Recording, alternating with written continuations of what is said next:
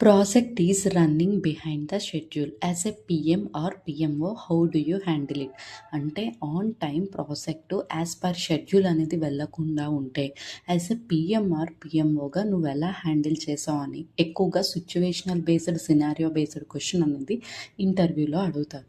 So అలాంటప్పుడు మీరు ఎలా ఆన్సర్ చేస్తారంటే as a PM or PMO నేను ఫస్ట్ ఏం చేస్తానంటే నా ప్రాజెక్ట్ యొక్క డేటాని ఐడెంటిఫై చేసి ఏ రిపోర్ట్స్ అయితే ప్రిపేర్ చేస్తారో అన్ని రిపోర్ట్స్ మానిటర్ చేసి then I will follow the root cause analysis.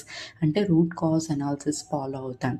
ఎందుకంటే వెదర్ ఆ షెడ్యూల్ మిస్ అవ్వడానికి రీజను రిసోర్స్ కాన్స్టెంట్స్ అయినా అవ్వచ్చు, లేదంటే టైం లైన్స్ మిస్ అవ్వచ్చు, లేదంటే స్కోప్ క్రీప్ అయినా అవ్వచ్చు, లేదంటే టెక్నికల్ ఇష్యూ అయినా అవ్వచ్చు, ఆర్ ఎనీ ఎక్స్టర్నల్ డిపెండెన్సీస్ అయినా అవ్వచ్చు. ఇలా మెనీ రీజన్స్ వల్ల కూడా ప్రాజెక్ట్ డిలే అనేది జరుగుతుంది. సో ఇవి ఐడెంటిఫై చేసి నేను ఒక ప్రాపర్ ప్లాన్ అనేది ప్రిపేర్ చేస్తాను. రీషెడ్యూల్ ప్లాన్ చేసి అవన్నీ కూడా ఇంటర్నల్ టీమ్ మెంబర్స్ ఎవరైతే వర్క్ చేస్తున్నారో వాళ్ళందరికీ కూడా షేర్ చేసి రీప్రయారిటైజ్ ద టాస్క్స్ అన్నీ కూడా ప్రయారిటైజ్ చేసి వాళ్ళకి షేర్ చేస్తాను. దాంతోపాటు ఇంకేదైనా ఎక్స్టర్నల్ రిసోర్స్ సపోర్ట్ అనేది మనకు అవసరమైతే క్రాస్ ఫంక్షనల్ టీమ్ మెంబర్స్ సపోర్ట్తో కూడా ఆ రిసోర్సెస్ని అలొకేట్ చేసి ఆ వర్క్ అనేది ఆన్ టైం కంప్లీట్ చేసేలాగా వర్క్ అలొకేట్ చేస్తాను.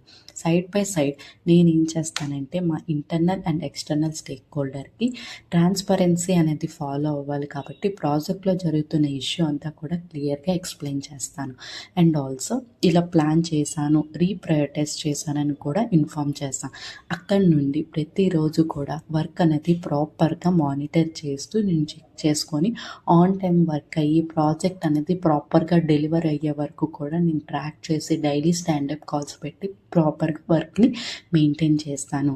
సో ఈ రకంగా స్టేక్ హోల్డర్స్కి కూడా మన మీద ఒక ట్రాన్స్పరెన్సీ పాలసీ ఫాలో అవ్వడం వల్ల మంచి గుడ్ విల్ ఉంటుంది. దాంతోపాటు ప్రాజెక్ట్ కూడా ఆన్ టైం ఆన్ షెడ్యూల్ అనేది కూడా జరుగుతుంది. సో ఇలా నేను బిహైండ్ ద షెడ్యూల్ జరిగినప్పుడు హ్యాండిల్ చేస్తానని చెప్పండి.